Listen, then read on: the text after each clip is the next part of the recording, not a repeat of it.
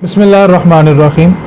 हालत रोज़ा में एक सवाल कसरत के साथ पूछा जाता है कि रोज़े की हालत में कै आने से, वॉमिटिंग होने से क्या रोज़ा टूट जाता है या नहीं। उसकी वजह ये होती है कि अक्सर लोग सहरी खाने के बाद सो जाते हैं और खाना हज़म नहीं होता, और जब सोकर बेदार होते हैं तो वॉमिटिंग होती है, कै होती है। तो रोज़े की हालत में उल्टी आ जाए, वॉमिटिंग हो जाए, तो तीन बातें जहन में रखें और उसके मुताबिक शरीयत का जो हुक्म है उसको आप ख़ुद मालूम कर सकते हैं। रोज़े की हालत में उल्टी आए तो उसके लिए तीन चीज़ें होना ज़रूरी है, फिर रोज़ा टूटेगा, वरना रोज़ा नहीं टूटेगा। सबसे पहली चीज़ कि जिसको कै आई है उसको अपना रोज़ा याद हो कि मेरा रोज़ा है।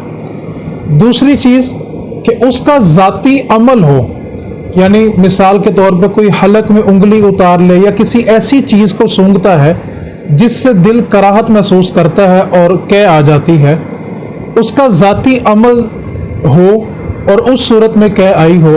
और तीसरी चीज़ कि वो कै मुंह भर के हो। मुंह भर कै उसको कहते हैं जिसको इंसान रोकना भी चाहे तो रोक ना सके।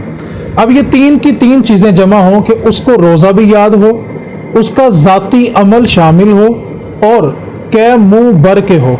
अगर ये तीन की तीन चीज़ें पाई जाएंगी तो इस सूरत में रोज़ा टूट जाएगा और रोज़े की कज़ा उसके ज़िम्मे लाजिम होगी। अगर इन तीन चीज़ों में से एक चीज़ भी कम है, यानी उसको रोज़ा भी याद है, कै मुंह भर के भी आई है, लेकिन उसका ज़ाती अमल नहीं था, तो रोज़ा फासिद नहीं होगा। उसने ज़ाती अमल भी किया, रोज़ा भी याद था, लेकिन कै मुंह भर के नहीं आई, इस सूरत में भी रोज़ा फासिद नहीं होगा।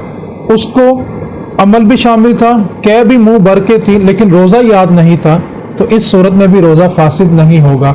अलगर्ज़ तीन की तीन चीज़ें उसको याद हों, रोज़ा भी याद हो, ज़ाती अमल भी उसका हो और कै भी मुंह भर के हो। जब ये तीन की तीन चीज़ें पाई जाएंगी तो इस सूरत में उसका रोज़ा फासिद हो जाएगा और इस रोज़े की कज़ा उसके ज़िम्मे लाजिम होगी।